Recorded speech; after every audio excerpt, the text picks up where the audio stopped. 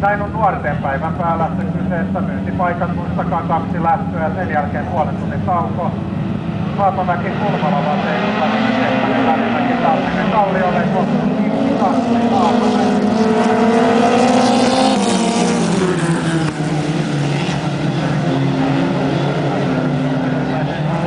Päätteeksi noin 4-5 metriä löysään perään, ja näin vammalalaiskuljettaja Haapamäen Henri menee tuonne ykköspaikalla maansiirto Fiat, jonka on kyseessä. Ja nyt se ikään kuin puhuttiin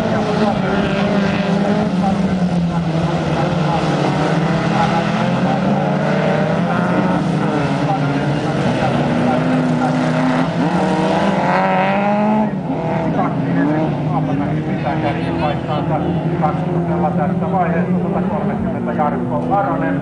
Jarkon perässä sitten kaasustelee 360 kulman vettä.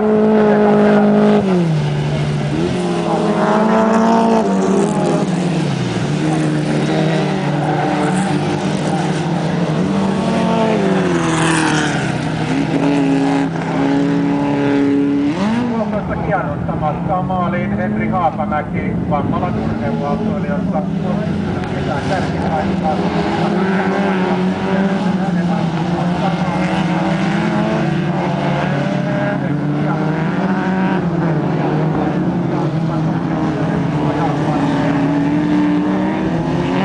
Näin lähdetään viimeistä kierrosta. Kassi Henri Haapamäki on pitänyt kärkipaikkaa, pystyy myöskin pitämään.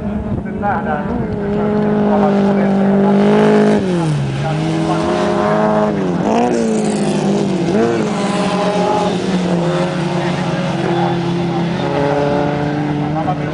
kaveri Jarkko Aronen.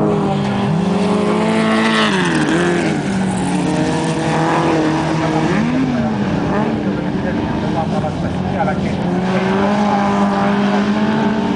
Ja näin vuoden 2010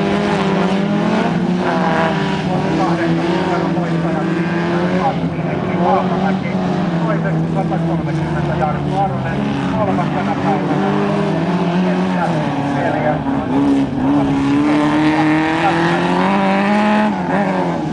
Tamminen, kuudes tänä päivänä,